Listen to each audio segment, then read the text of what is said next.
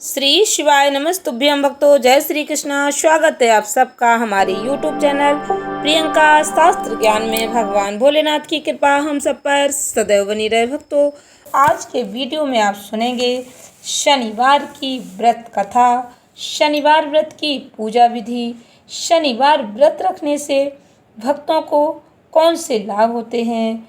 Video में आप सब सुनेंगे। वीडियो में आगे बढ़ने से पहले कमेंट बॉक्स में पूर्ण श्रद्धा भक्ति के साथ हर हर महादेव जय श्री कृष्णा अवश्य लिखें।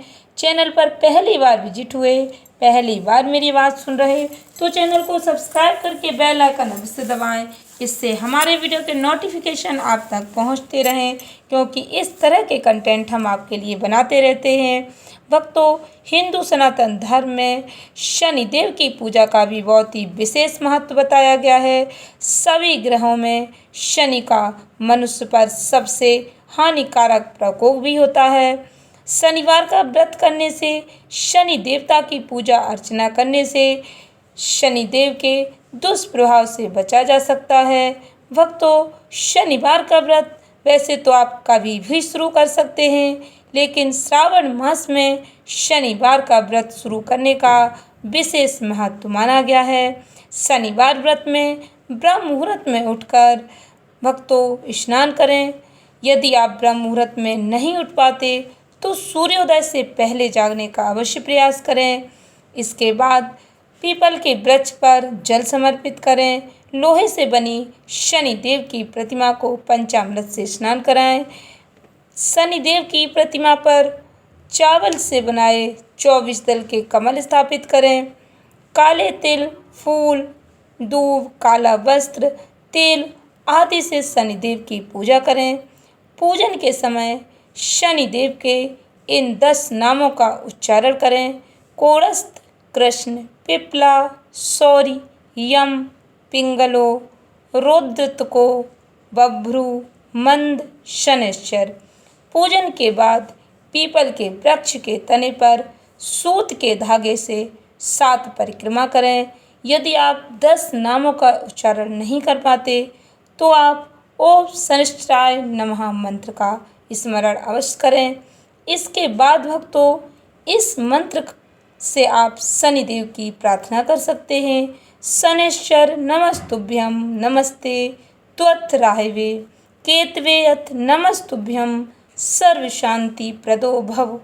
इसी प्रकार भक्तों 7 शनिवार तक व्रत करने से शनि के प्रकोप से सुरक्षा के लिए शनि मंत्र की संविधाओं में राहु की कुदृष्टि से रक्षा के लिए, दूर्वा की संविधा में केतु की सुरक्षा से, भक्तों केतु मंत्र में कुशा की संविधा में कृष्ण, जौ, काले तिल आदि की 108 आहुति प्रत्येक के लिए अलग अलग देनी चाहिए।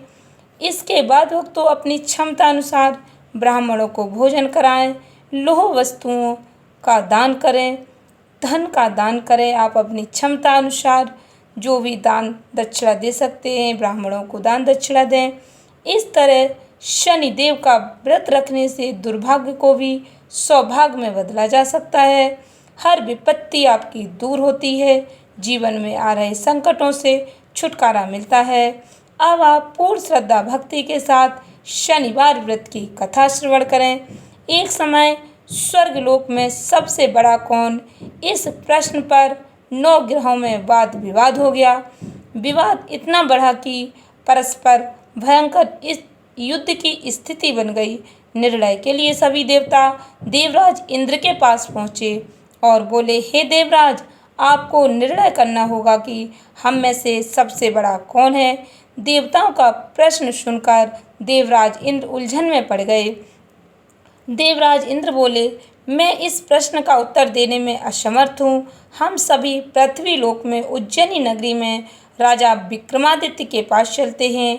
देवराज इंद्र सहित सभी ग्रह उज्जैनी नगरी पहुँचे। महल में पहुंचकर जब देवताओं ने उनसे अपने प्रश्न को पूछा तो राजा विक्रमादित्य भी कुछ देर के लिए परेशान हो गए, क्योंकि सभी देवता अपनी अपनी शक्तियों के कारण महान थे। किसी को भी छोटा या बड़ा कह देने से उनके क्रोध के प्रकोप से भयंकर हानि पहुंच सकती थी। अचानक राजा विक्रमादित्य को एक उपाय सूझा और उन्होंने विभिन्न धातुओं स्वर्ण, रजत, कांसा, तामा, सीसा, रांगा, जस्ता, अभ्रक, लोहे के 9 आसन बनवाए।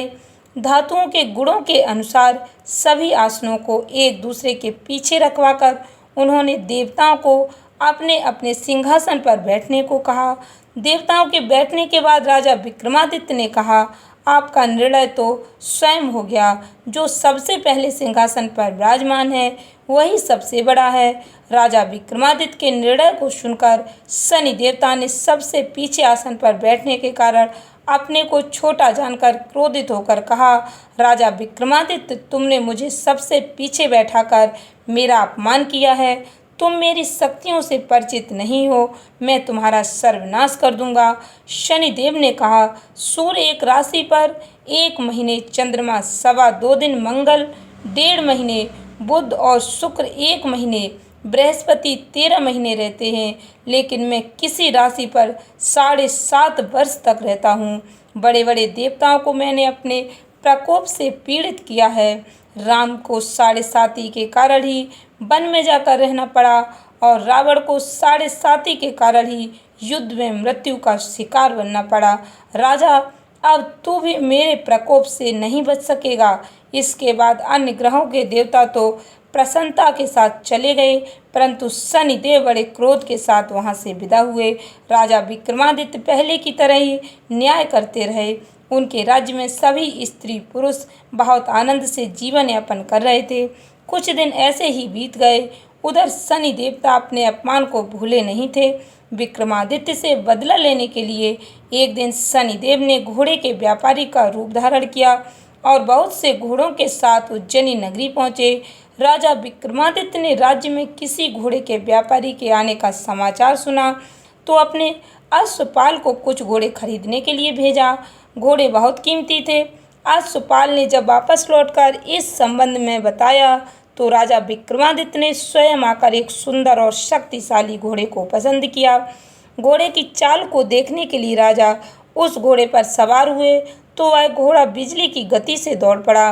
तेजी से दौड़ता घोड़ा राजा को दूर एक जंगल में ले गया और फिर राजा को वहां गिराकर जंगल में कहीं गायब हो गया। राजा अपने नगर को लौटने के लिए जंगल में भटकने लगा, लेकिन उन्हें लौटने का कोई रास्ता ही नहीं मिला। राजा को भूख प्यास लग गई। बहुत घूमने पर उसे एक चरवाहा मिला। राजा ने चरवाहे से पानी मांगा। पानी पीकर राजा ने उस चरवाहे को अपनी अंगूठी दे दी। फिर उससे रास्ता पूछकर वह जंगल से निकलकर पास के नगर में पहुंचा। राजा ने एक सेठ की दुकान पर बैठकर कुछ देर आराम किया। उस सेठ ने राजा से बातचीत की तो राजा ने उसे बताया कि मैं उज्जैनी नगरी से आया हूँ। राजा के कुछ देर दुकान पर बैठने से सेठ जी की बहुत बिक्री हुई। सेठ ने राजा को बहुत भाग्यवान समझा और खुश होकर उसे अपने घर भोजन के लिए ले गए। सेठ के घर में सोने का एक हार खूंटी पर लटका हुआ था। राजा को उस कमरे में छोड़कर सेठ कुछ देर के लिए बाहर गए। तभी एक आश्चर्यजनक घटना घटी। राजा के देखते देखते सोने के उस हार को खूंटी निगल गई। सेठ ने कमरे में लौटकर हार को गायब देखा तो चोरी का संदेह राजा पर ही किया, क्योंकि उस कमरे में राजा ही अकेला बैठा था। सेठ ने अपने नौकरों से कहा कि इस परदेसी को रस्सियों से बांधकर नगर के राजा के पास ले चलो। राजा ने विक्रमादित्य से हार के बारे में पूछा तो उसने बताया कि उसके देखते ही देखते खूंटी ने हार को निगल लिया था। इस पर राजा ने क्रोधित होकर चोरी करने के अपराध में विक्रमादित्य के हाथ पांव काटने का आदेश दे दिया। राजा विक्रमादित्य के हाथ पांव काटकर उसे नगर की सड़क पर छोड़ दिया गया। कुछ दिन बाद एक तेली उसे उठाकर अपने घर ले गया और उसे अपने कोलू पर बैठा दिया। राजा आवाज़ देकर बैलों को हाँकता रहता। इस तरह तेली का बैल चलता रहा और राजा को भोजन मिलता रहा। शनि के प्रकोप की 7.5 पूरी होने पर वर्षा ऋतु आरंभ हुई। राजा विक्रमादित्य एक रात मेघ मल्हार गा रहा था कि तभी नगर के राजा की लड़की राजकुमारी मोहिनी रथ पर सवार उस तेली के घर के पास से गुजरी। उसने मेघ मल्हार सुना तो उसे बहुत अच्छा लगा और दासी को भेजकर गाने वाले को बुला लाने को कहा। दासी ने लौटकर राजकुमारी को अपंग राजा के बारे में सब कुछ बता दिया। राजकुमारी उसके मेघ मल्हार से बहुत मोहित हुई अतः उसने सब कुछ जानकर भी अपंग राजा से विवाह करने का निश्चय कर लिया। राजकुमारी ने अपने माता पिता से जब यह बात कही तो वह हैरान रह गए। रानी ने मोहिनी को समझाया, बेटी तेरे भाग्य में तो किसी राजा की रानी होना लिखा है, फिर तू उस अपंग से विवाह करके अपने पाँव पर कुल्हाड़ी क्यों मार रही हो। राजकुमारी ने अपनी जिद नहीं छोड़ी। अपनी जिद पूरी कराने के लिए उसने भोजन करना छोड़ दिया, प्राण त्याग देने का निश्चय कर लिया। आखिर राजा रानी को विवश होकर अपंग विक्रमादित्य से राजकुमारी का विवाह करना पड़ा। विवाह के बाद राजा विक्रमादित्य और राजकुमारी तेली के घर में रहने लगे। उसी रात स्वप्न में शनिदेव ने राजा से कहा, राजा तुमने मेरा प्रकोप देख लिया, मैंने तुम्हें अपने अपमान का दंड दिया है। राजा ने शनिदेव से क्षमा करने को कहा और प्रार्थना की, हे शनिदेव, आपने जितना दुख मुझे दिया है अन्य किसी को न देना। शनिदेव ने कुछ सोचकर कहा, राजा मैं तुम्हारी प्रार्थना स्वीकार करता हूँ। जो कोई स्त्री पुरुष मेरी पूजा करेगा, शनिवार को व्रत करके मेरी व्रत कथा सुनेगा, उस पर मेरी अनुकंपा बनी रहेगी। प्रातःकाल राजा विक्रमादित्य की नींद खुली तो अपने हाथ पांव देखकर राजा को बहुत खुशी हुई। उसने मन ही मन शनिदेव को प्रणाम किया। राजकुमारी भी राजा के हाथ पांव सही सलामत देखकर आश्चर्य में पड़ गई। तब राजा विक्रमादित्य ने अपना परिचय देते हुए शनिदेव के प्रकोप की सारी कहानी सुनाई। सेठ जी को जब इस बात का पता चला तो दौड़ता हुआ तेली के घर पहुंचा और राजा के चरणों में गिरकर क्षमा मांगने लगा। राजा ने उसे क्षमा कर दिया क्योंकि यह सब तो शनिदेव के प्रकोप के कारण हुआ था। सेठ राजा को अपने घर ले गया और उसे भोजन कराया। भोजन कराते समय वहाँ एक आश्चर्यजनक घटना घटी। सबके देखते ही देखते उस खूंटे ने हार उगल दिया। सेठ जी ने अपनी बेटी का विवाह भी राजा के साथ कर दिया और बहुत से स्वर्ण आभूषण धन आदि देकर राजा को विदा किया। राजा विक्रमादित्य राजकुमारी मोहिनी और सेठ की बेटी के साथ उज्जैनी पहुंचे तो नगरवासियों ने हर्ष से उनका स्वागत किया। अगले दिन राजा विक्रमादित्य ने पूरे राज्य में घोषणा कराई कि शनिदेव सब देवों में सर्वश्रेष्ठ हैं। प्रत्येक स्त्री पुरुष शनिवार को उनका व्रत करे और व्रत कथा अवश्य श्रवण करे। राजा विक्रमादित्य की घोषणा से शनिदेव बहुत प्रसन्न हुए। शनिवार का व्रत करने और व्रत कथा सुनने के कारण सभी लोगों की मनोकामनाएं शनिदेव की अनुकंपा से पूर्ण होने लगीं। सभी लोग आनंद पूर्वक रहने लगे। नीलांजनम समाभाषम रविपुत्रम यमाग्रजम छाया मार्तंड शंभूतम तम नमामि शनैश्चरम। भक्तों, इस मंत्र को यदि आप उच्चारण कर सकते हैं तो अवश्य करें, नहीं तो अपने मोबाइल में इस व्रत कथा और भगवान शनिदेव के मंत्र आरती अवश्य श्रवण करें।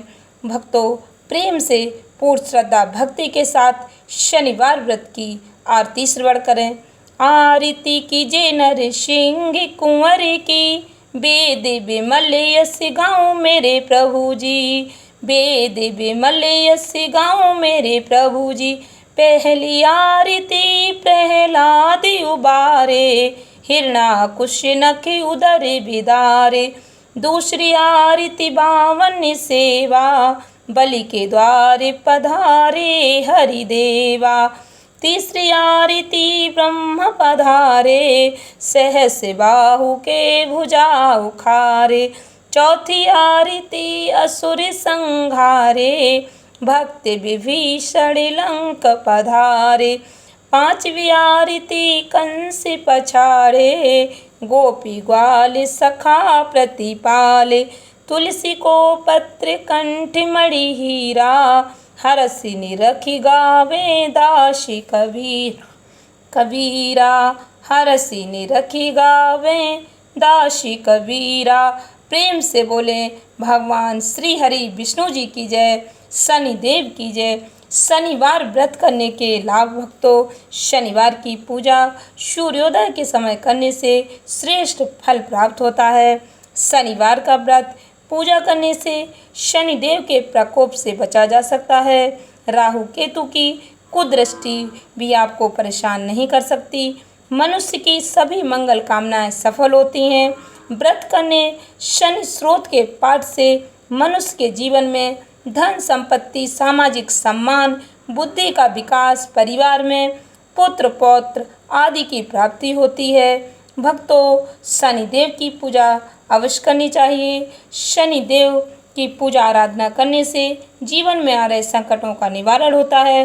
आशा करती हूँ वीडियो में बताई जानकारी उपयोगी लगी होगी। इस ज्ञानवर्धक वीडियो को अधिक से अधिक लोगों में शेयर करके भगवान जी का आशीर्वाद अवश्य प्राप्त करें। चैनल को सब्सक्राइब करें। धन्यवाद भक्तों। श्री शिवाय नमस्तुभ्यम।